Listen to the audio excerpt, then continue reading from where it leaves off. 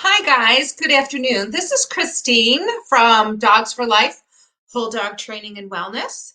And I wanted to talk today, take a little bit of time and talk about dogs that have high anxiety or high stress. And so I like to always give examples. So currently, I am working with a family that has a 9-year-old lab. And so they contacted me because the dog's behavior has amplified since they had a new baby, which has been 3 months ago. And so the dog already prior had anxiety issues, but with the new baby has become even more stressed. And so initially, they wanted to put the dog into a board and train to try and work with the dog's anxiety and so forth. However, I didn't feel that that would probably be the right direction for this particular family and for this particular dog, just based on the stress level and moving them to a different environment and what that can cause the dog. And so here's the reality. When you have a dog that is older, that has had these behaviors and or has had these issues for years upon years, um, it doesn't matter what kind of training, they're never going to be, quote, a normal dog. And so in working with dogs and families, I kind of tell, here's the starting point. This is what you've got going on. What we want to do is improve the best that we can to get your dog from this state of being into a different frame of mind. And so it takes a long time to undo what has already been established for many, many years. And so I did meet the family and met the dog, and and he was pretty off the chart.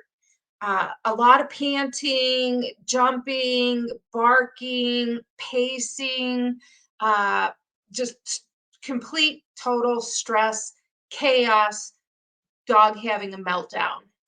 And so it was really even difficult to talk to the family about what needed to be done.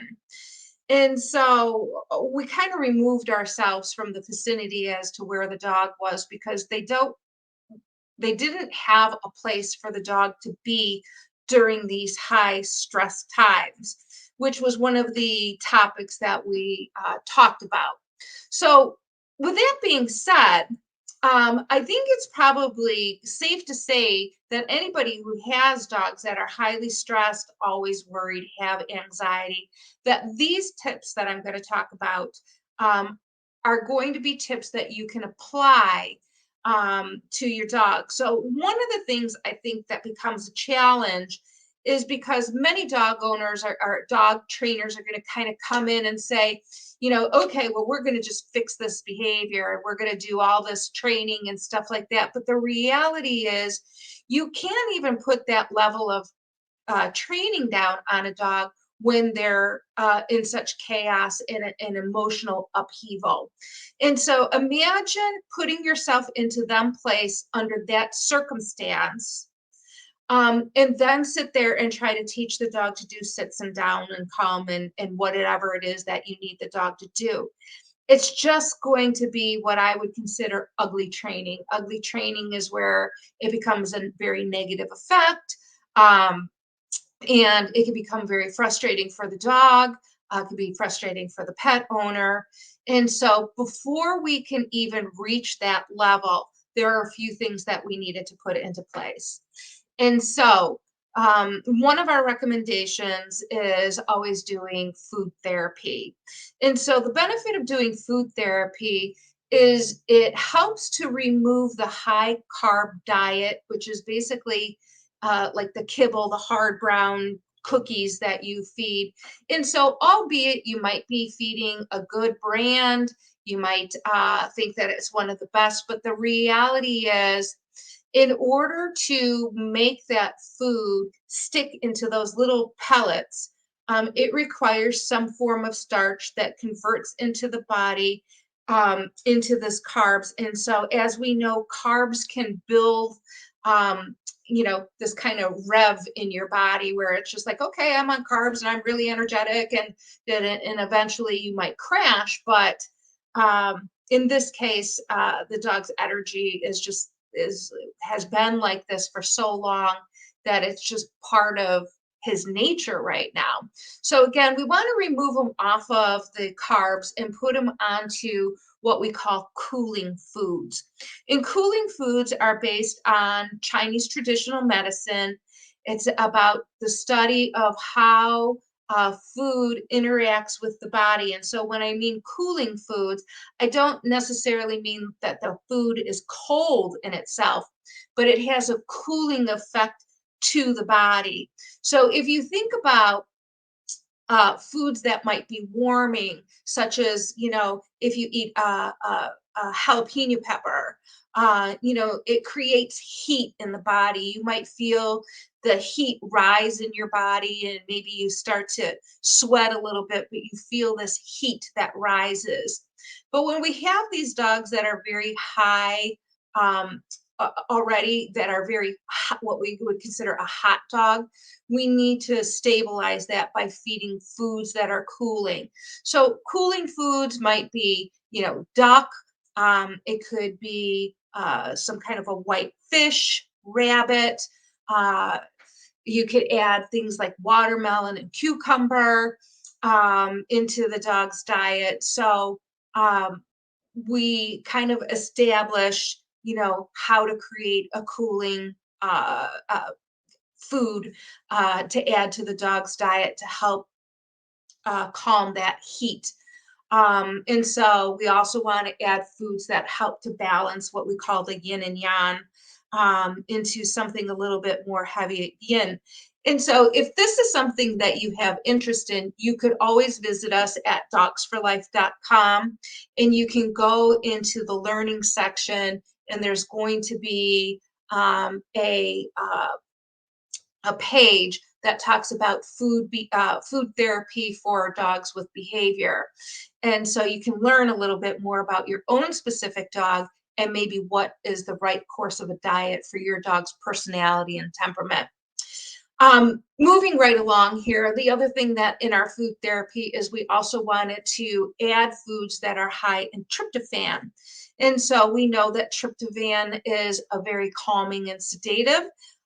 So those are things that we wanted to add into the diet. The other thing that was recommended for this dog is to begin doing some massage work. For the family to actually sit down with a dog and spend some time, just not necessarily petting. If he's too hyper at first, you might only be able to sit with your dog and just place your hands on them. And by doing that day after day, eventually the dog will accept that, and you can get into a little bit more of a kneading, kind of just kneading through your dog. And just, we want a nice relaxing massage, not deep tissue. It's just something that's more calming and relaxing, stroking, kind of like a feather touch that kind of just gives you a sense of calm. And so that would be really helpful to teach the dog during that state. What we would do then is give it a word or associate a word to that feeling, such as you know, chill out or get easy or relax or something of that nature. So that would be really beneficial. Okay, so the next thing that we wanted to add for the dog was to create a safe place for them. So the problem is when you have established behavior that you're trying to modify and change, you cannot allow the behavior to continue. And so in this case, anytime somebody would come over, obviously they had a new baby, so they were getting visitors. Every time somebody would come over, the dog would get hyped out, all the stress. And so it just doesn't create a relaxed atmosphere. So instead of allowing the dog to continue that behavior, what we needed to do was give the dog a safe place to be. So at one point in time, the dog was crate trained. And so what we're going to do is add a crate. And so, and then put it off into a space that's not where all of the family activity, but put it in a quiet location. And so if you don't have a dog that has been crate trained, then that is just going to be an added step that you need to, add into your repertoire here. Again, what we want to do is create a safe place. And so in doing crate training and or adding, it's not a punishment or anything like that. But what we want to do is put happy things in there. So, you put a Kong in there, or you put lick mats in there, or you put chewy things in there. But just something that the dog can be into the crate and have a happy experience. It's not meant to contain the dog for a long period. So the idea is to put the dog into the crate, take him out of the crate, put him into the crate, take him out of the crate, in the crate, out of the crate, and just create it so that the dog knows that this is just kind of part of their life. And when they're in their crate, it's always going to be happy place. So again, this kind of a tip if you haven't crate trained your dog, is kind of the direction that you would want to go. And again, you could probably go on to the website and find a blog that talks about crate training or puppy training or anything of that nature. The next layer that will need to be worked with is, adding some herbs and or some supplements. And there are a lot of different things that are out there, such as CBD oils. You have herbal chews. We have a product for calming and stress that we've had a lot of success. It's called Super Phyto Ohm. And that is off the website, but it has some ashwagandha. And ashwagandha is an herb that is what we would consider an adaptogen. It helps to modulate moods and bring them back into balance. It also has some calming herbs like passion flower, chamomile, and it has astragalus in it. So those are really beneficial herbs that can be utilized for dogs that have anxiety and stress. You also can do like doggy chews and things of that nature, but adding some form of a relaxation. Now, the idea to utilize herbs and other formulas for relaxing isn't so that you're going to put it on or give to your dog for the rest of their life. However, it is a step that is needed to bring the dog down into a more grounded and calming aspect so that you can begin to address the actual training. So, all that I'm talking about right now is a precursor to even begin a training protocol because we first need the dog to be able to be calm and relaxed. And so I failed to mention while the dog is in their crate, you can also put some calming music and then utilize some aromatherapy. So you can use like a diffuser and then put some kind of a calming oil such as lavender into it and diffuse it while the dog is in their crate, chewing on a Kong, listening to relaxing music. And so everything is about creating a safe, relaxing environment. And then the last piece that we're going to kind of touch base on here is something that we call marker training. And marker training is a form of modifying behavior.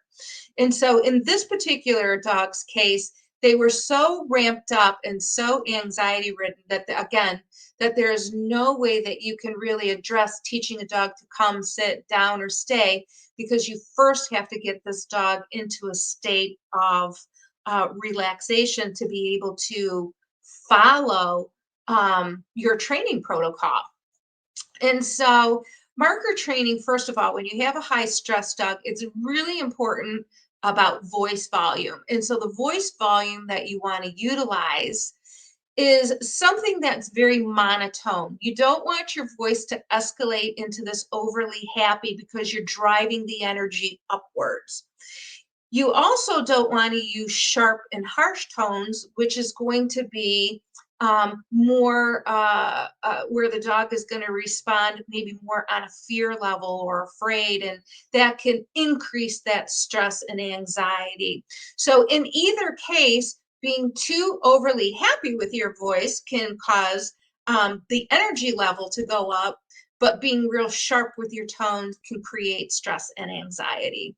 So it's really important just to keep a very monotone level with very flat tones. Um, the other thing that I find helpful, and this is just a little tip, is when you're actually talking to the dog, is to try to talk to the dog on a very soft basis. Keep your voice volume not only flat, but very soft. And so the purpose of this is because when the tone is very soft, it creates the dog to have to kind of focus in on you to pay attention to what it is that you're saying. At the same time, hopefully your dog is very food motivated, in which you can marker the behavior that you're looking for. And in this case, you're markering the dog to just be calm, even if it's for a fraction of a second. So, in other words, if the dog is all escalated, at some point they're going to take a breath, and you have that moment that you can marker and tell the dog, good dog, and give them a reward. And then they'll escalate again. And then they take that moment, good dog. And pretty soon the dog is going to be able to understand that they're getting the treat in the reward system for that fraction of a second. And in that fraction of a second, they begin to realize that that is what you're looking for. And then you'll start noticing that, and the dog will begin to show you a longer, calm, and sedative, at which time then we would add a word, which would probably be the same word that you're doing during your massage work. Chill out, relax, get easy, whatever it is, the word that you're utilizing. So, anyways, these are all precursors to even getting into a training exercise with your dog. The first thing you have to do is try to get that emotion stabilized. And so you could utilize this through food therapy. You could utilize this through massage work. You could utilize this through utilizing herbs and other remedies. You could use aromatherapy. And then again, you could begin to marker the training, precursor to doing sits, downs, and stays, at just trying to get the behavior so that the dog recognizes calm and submissive is what is being rewarded. So I know I've chit-chatted here a bit, but anyways, I just wanted to give you some tips and tricks on how to work with a dog that has high stress and high anxiety. Thank you very much, and you guys enjoy the rest of your afternoon. Talk to you soon. Bye-bye now.